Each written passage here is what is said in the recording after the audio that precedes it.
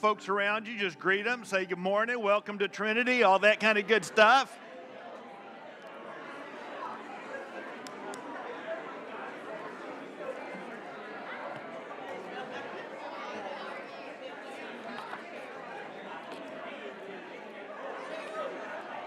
You're around me. I'll say good morning. Great job, man. Great job. Thank you. Zach, You didn't want to use it? I'll break it if you don't move it. Hey, all right, come on in, have a seat. Welcome. Glad you guys are here. I'm excited about having the privilege to speak with you guys this morning. Tyler called earlier this week. If you heard him earlier today, you might be a little suspicious. He didn't sound, but he calls me up and he, Dennis, sounds like the Godfather. This is Tyler. Who? Tyler, where are you? Tyler, you okay? Yeah, I'm not going to lose my voice. Hey, I'm on the phone. Oh, but can you preach this? I don't know. Anyway, I'm glad to be here. Get to open up God's Word with you. And along that, before we do, why don't you just take a second, just quick moment and invite Jesus to speak to you individually. Just Jesus, come in here and speak to me.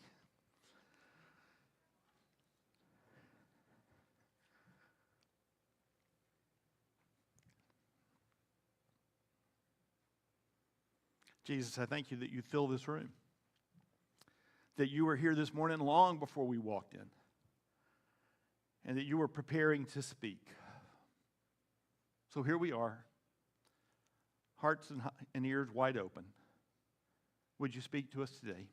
Lord, I would humbly ask you to speak through me, that you would use this time to your glory, our good. In your name we pray. Amen. Well, this morning what I want to do is invite you into a question that I've been kind of grappling with over the last several weeks, just to kind of invite you to kind of grapple with it with me. It's a pretty straightforward question. The question really is this, is where am I asleep at the wheel in my life?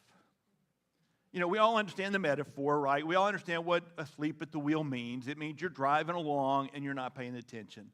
You may literally be asleep, which I have done numerous times driving down the road, or you may be unfocused. It's just this whole idea that life is happening and you're not paying attention, that you're sort of asleep, you're sleepwalking through life. And so the question I've been asking myself is really pretty straightforward. What am I sleeping through? What am I not paying attention to? What am I avoiding? What am I running away from? What am I trying to ignore in my life? Because sleeping through life, sleep at the wheel, ultimately is asleep towards the Lord. It's ultimately running away from the Lord. Asleep at the wheel, sleeping through life is running away from me and who I really am. And it's just the reality. It's sort of an avoidance strategy. It's an escape strategy.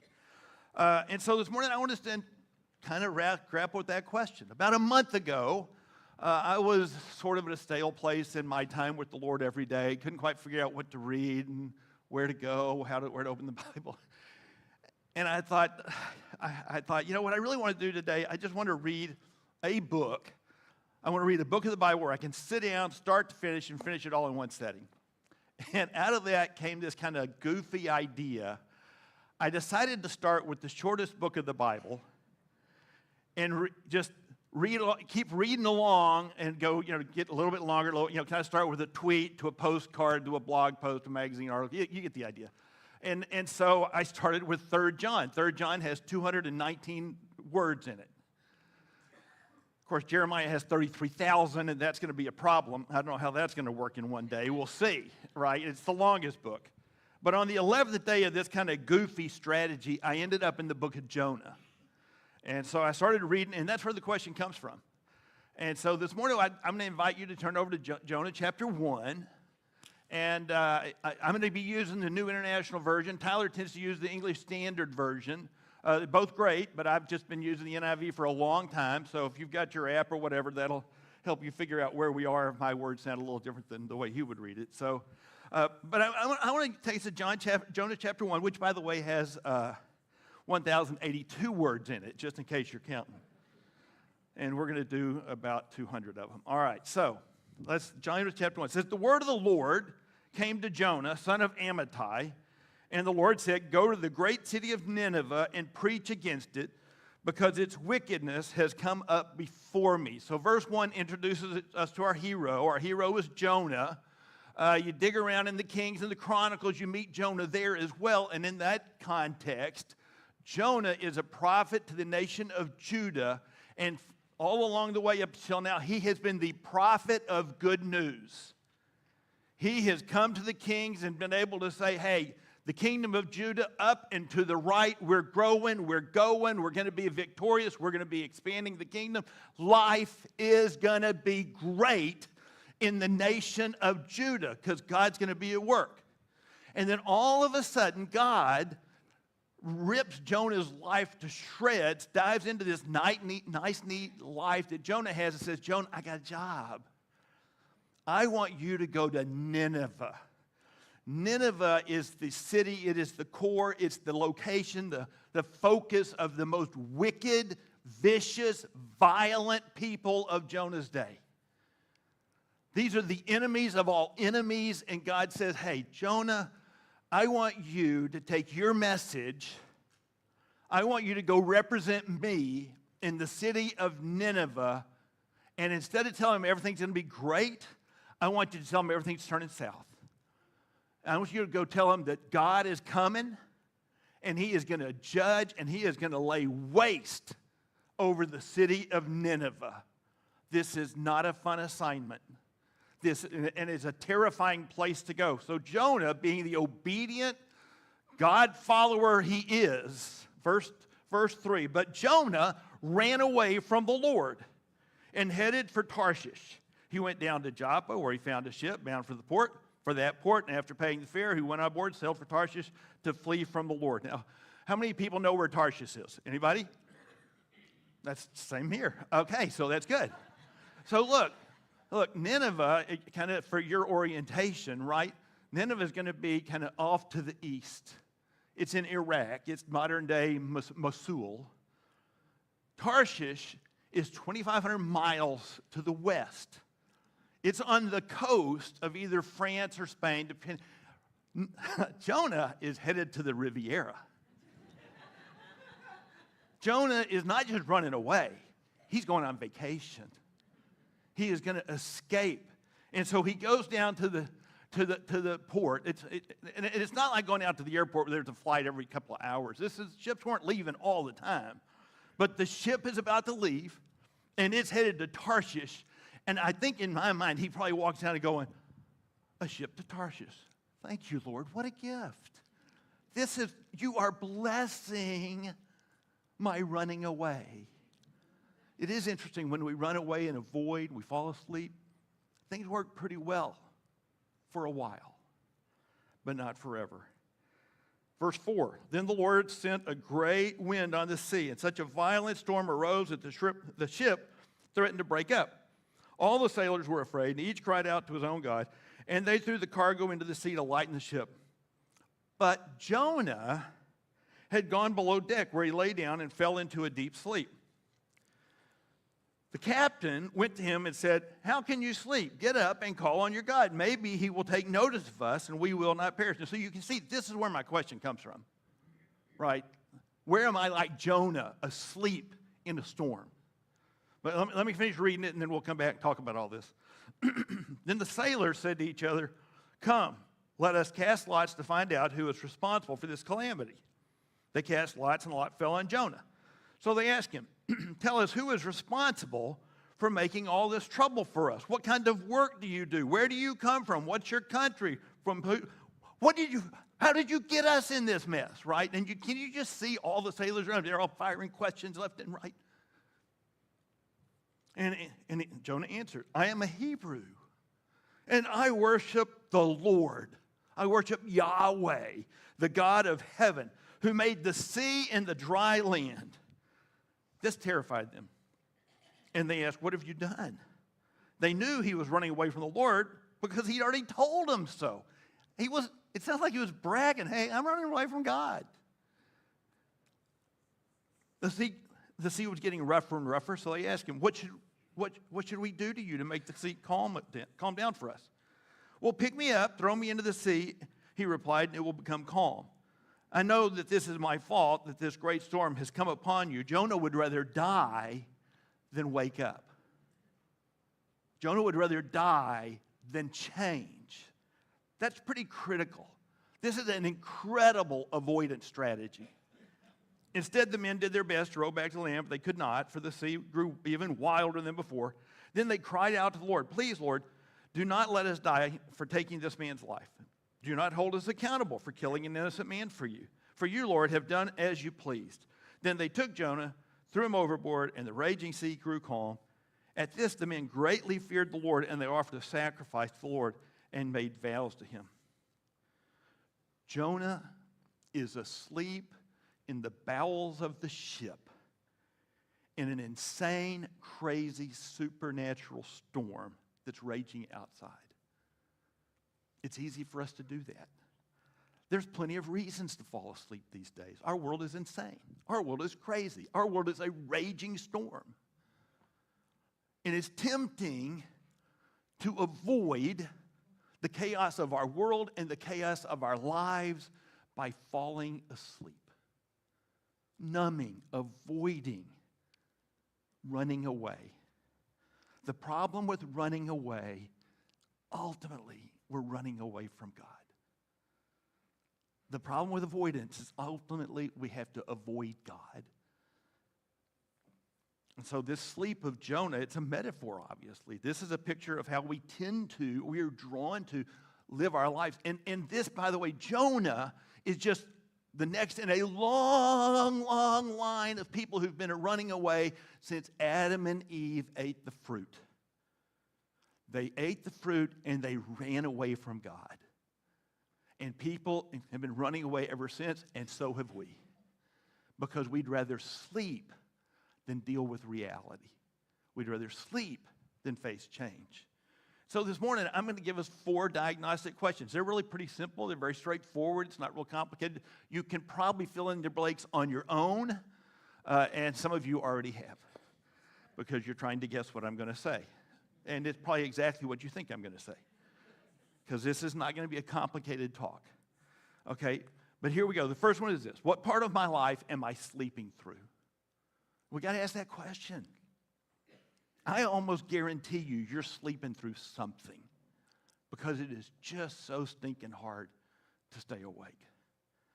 So what am I avoiding? Where am I running away from God? Is there some place I need to wake up and engage in life? And again, it's hard, it's scary, there's pain. You're experiencing pain. You've got broken relationships. You've got scary futures. You've got sin you don't want to deal with. You've got wounds and avoid what that means. You've got responsibilities that you'd rather shirk. All of us do. And we could go through all of these over the next half an hour and look at all kinds of things individually. But I want to do this a little bit differently, partially because this is what God's been stirring up in me for the last couple of weeks.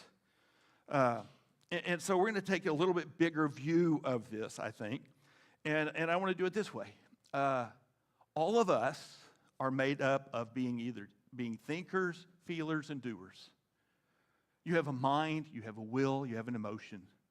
You have those 3 things. All of us are made up of that. We're thinkers, we're doers, we're feelers, however you want to put it together. And all of us have, of those 3, one of those 3 is the dominant way you approach life. You are either primarily a thinker or a feeler or a doer. One of the other ones kind of comes in and supports, supplements, helps with that. And the third one we ignore. We avoid.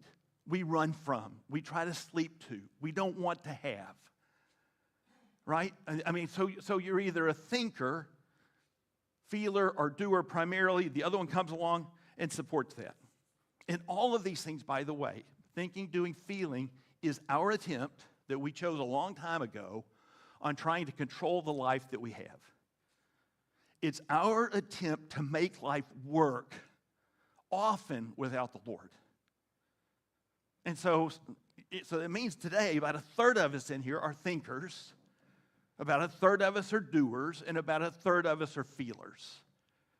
So those of you who are thinkers, You respond to life by, well, what do I think about that, right? You live in your head. You live with ideas and thoughts and words.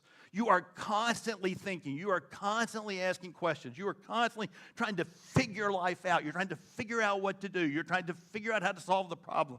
You are trying to figure out, the next steps and all that stuff to do. And you trust your ability to figure things out, to think through the issues and the problems. And you say things like, well, I think, or in other words, in my opinion, my thought about that is. Let's think about that for just a minute. And that's the way you roll, and that's how you try to make life work. Those of you who are doers respond to what's happening around you by instinctively asking, what should I do? What do I do next? What needs to be done? Right? You're focused on accomplishing. You tend to be busy. You tend to look around the room and notice everything that needs to be done. You walked in here this morning kind of going, what they ought to do is.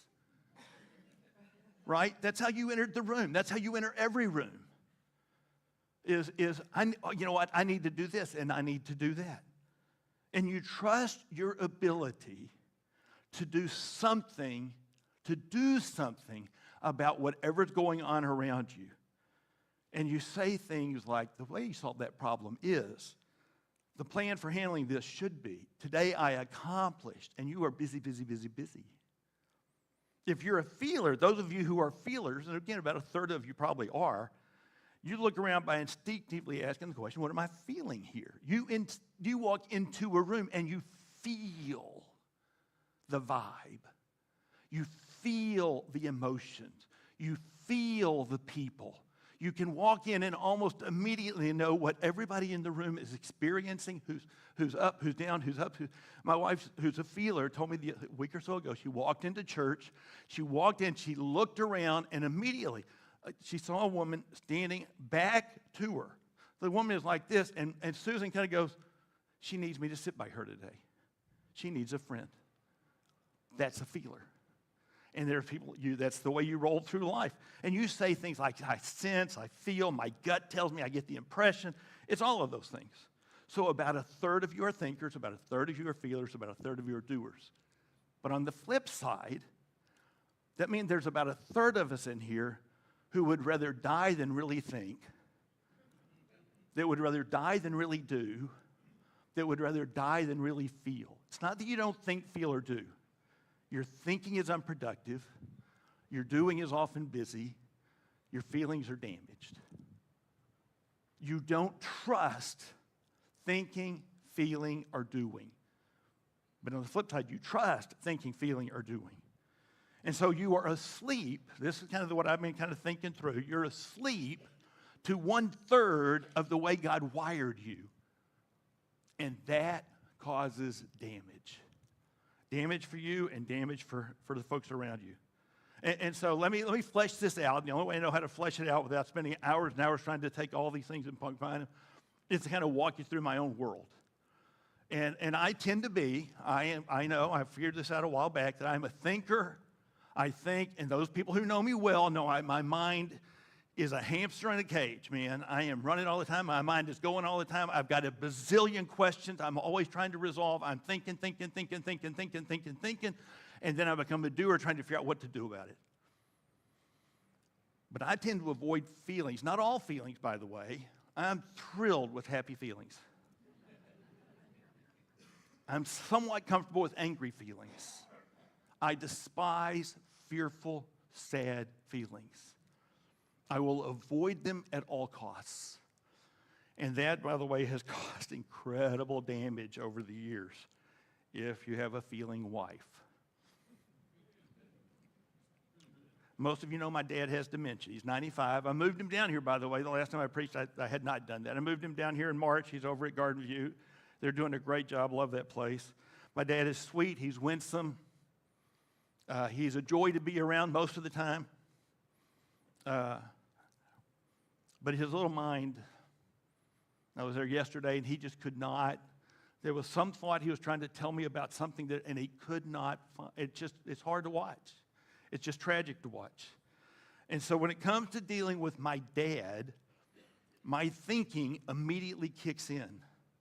I try to understand everything he's going through. I try to understand what this disease is. I try to understand and figure out what I need to do to fix this, right?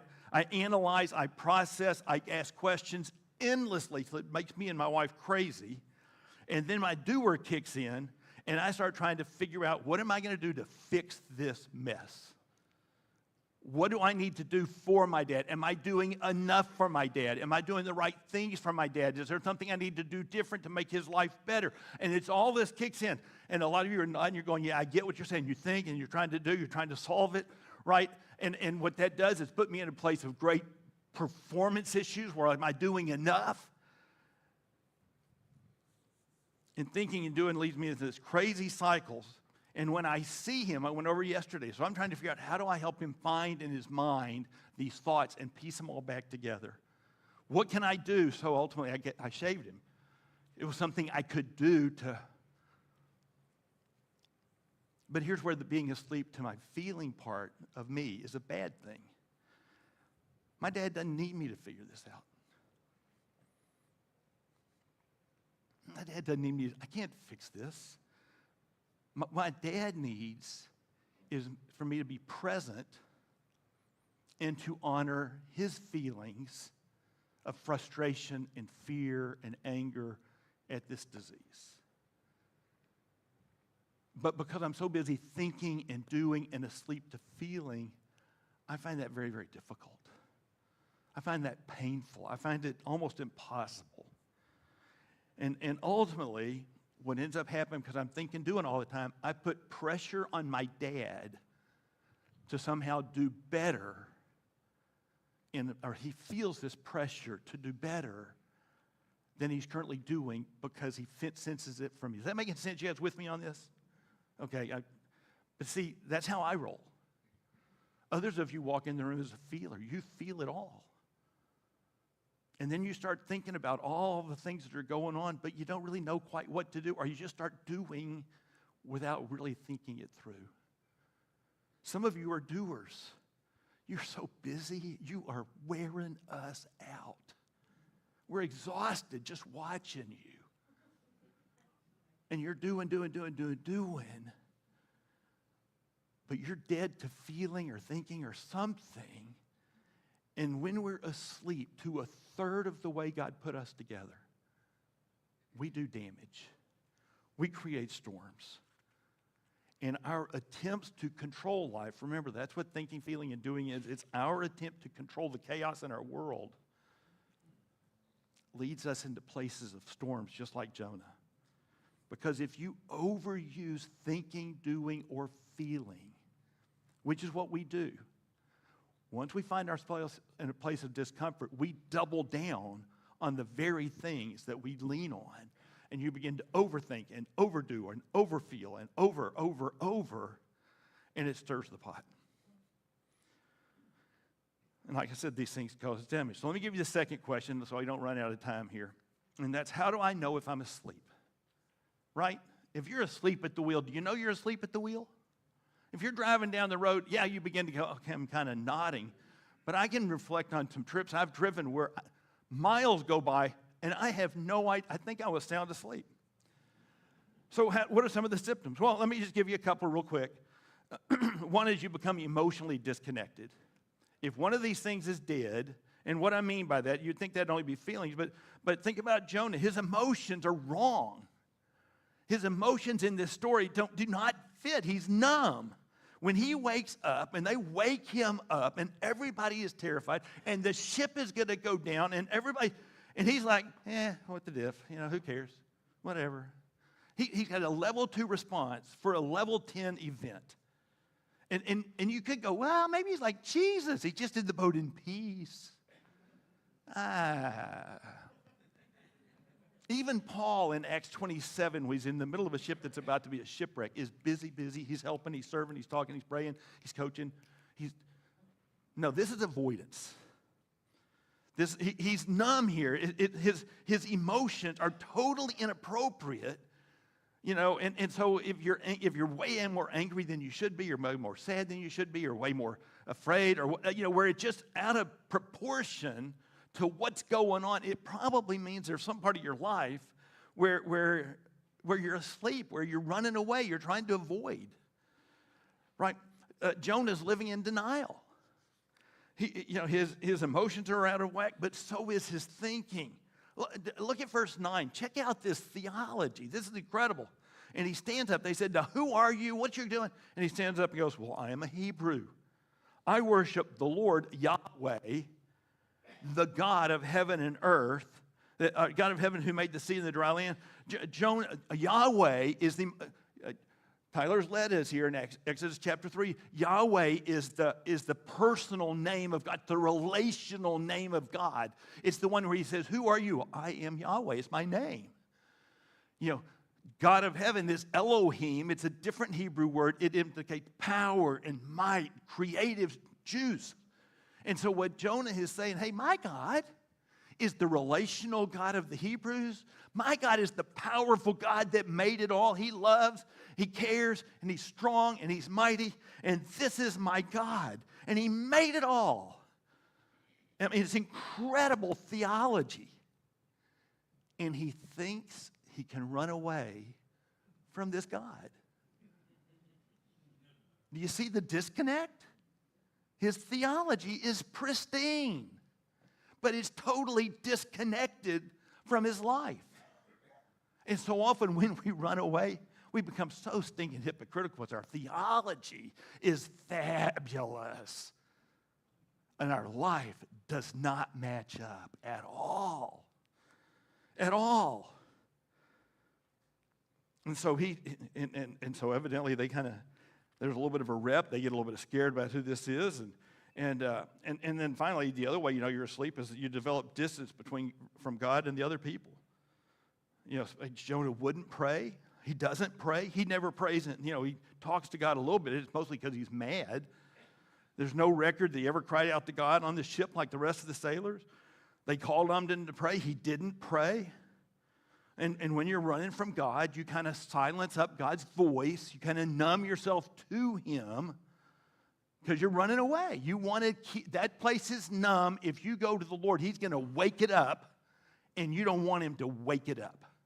You want him to leave it alone. So why should we even wake up?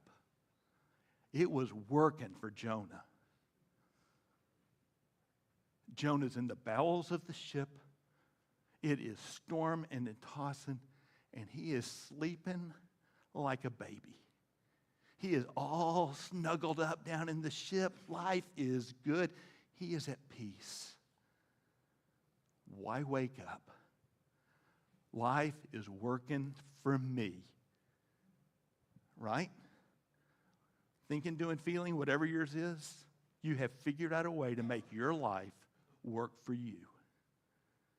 And you're loving it. So why should I mess up my life and my happy place and the way it works for me so I can control what I want to control and I can avoid stuff I don't want to get messed with? Why should I wake up? Because the ship is going down.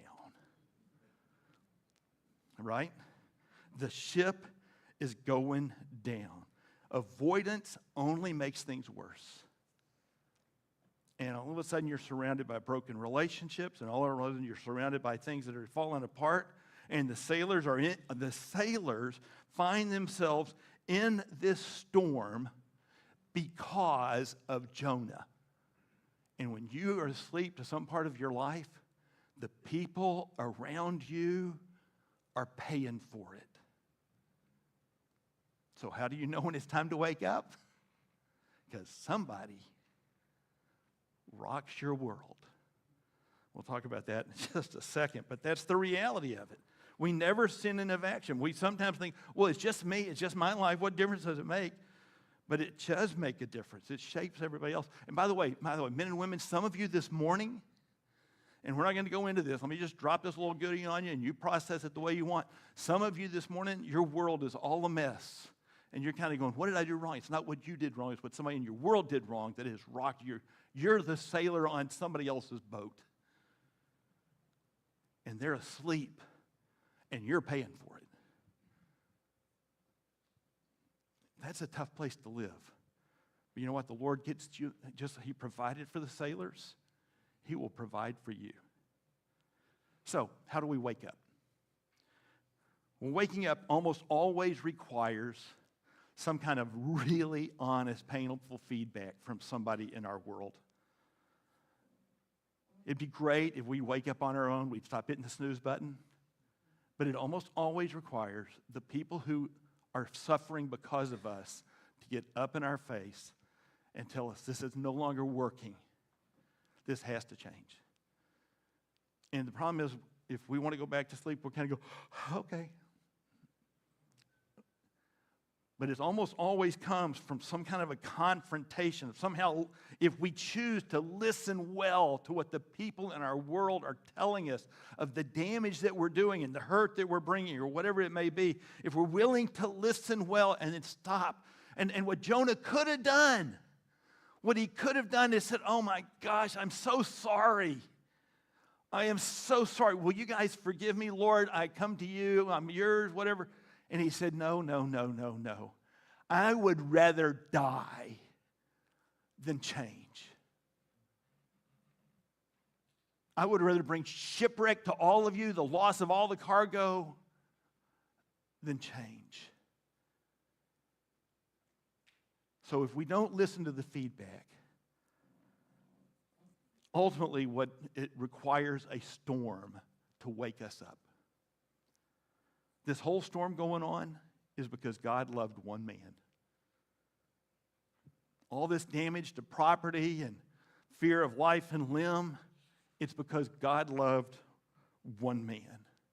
All this suffering that gets poured out, the terror, is because of one man.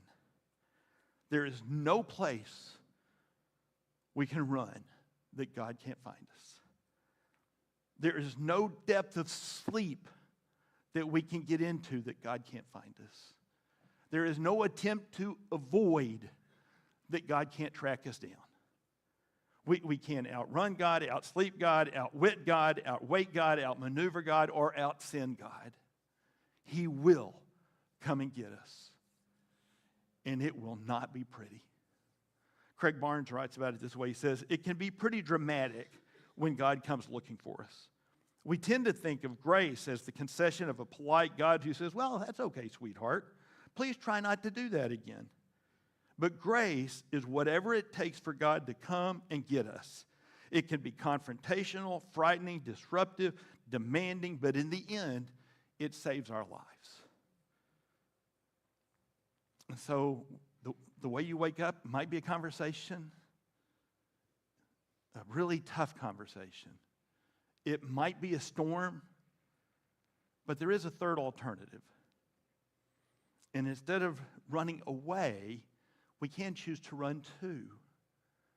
And instead of avoiding, we can invite in, right? And we can preemptively invite God in to the places we're sleeping. We can preemptively say, Jesus, will you come wake me up? Will you reveal my blind spot? Will you come and get me out of this place? Will you enable me to step into this thing that I'm avoiding? We can turn and we can ask Jesus, will you begin to transform me in this one area? And look, over the years, through hard conversations and through storms in my own life, is how I figured out that I didn't do feeling well, that I only did half the feelings. It was a painful realization. And I've had to learn how to say, Jesus, you know I hate this. You know I am utterly terrified of tears. You know I'm utterly terrified of this sadness, fear. And that fear, it'll totally consume me and I'll never recover. I mean, it's out there. And some of you get it. And I've had to say, Jesus, even with my dad, I will regularly now pray, Jesus, I don't want to miss out on this time with my dad because I'm afraid to be sad. But I can't be sad without your help. I don't want to go there. I hate going there. But I know I'm going to miss out and regret if I don't. I invite you, Jesus, to come and teach me and take me there. I welcome you to come and take me there. And so I've had to learn how to ask the man of sorrows to teach me how to do sorrow. And I'm better. I still suck, but I'm better. And I still run from it and have to confront it all the time. And I've had to do it. There is this practice called welcoming prayer. And the idea is very simple. It's just welcoming Jesus into some place in your life. It's welcoming him to come and disrupt or change or do whatever he needs to do. And I've been able to use that off and on in my life over the last several years. And this morning, to wrap up our time, I just want to lead you into a time of welcoming prayer. Just a couple of minutes. And so I'm going to ask you to sort of pray along with me as you will, to receive this over you, but also to respond, especially if the words fit where you are. And so just close your eyes for a minute. I'm going to pray for us. I'm going to lead us into a moment of, and again, you can do this all the time, but I'm going to lead you into a moment of welcoming prayer. All right?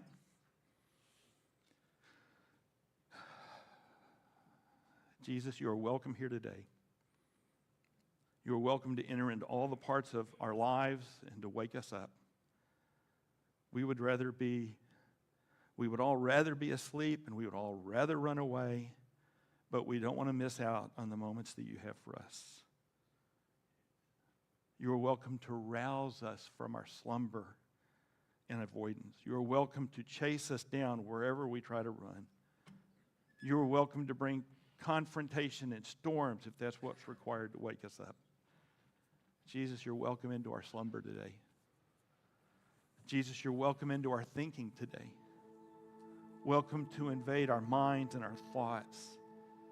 Your thoughts, Jesus, are the clearest. Your thoughts and words are the purest. And you're welcome to invade our minds and awaken us, to expose our desire to think our way out of problems. You're welcome to wake up our mind about the things that we've been avoiding and to think about. And you're welcome to bring us out of our fuzzy thinking into clarity. Jesus, you're welcome into our thinking today.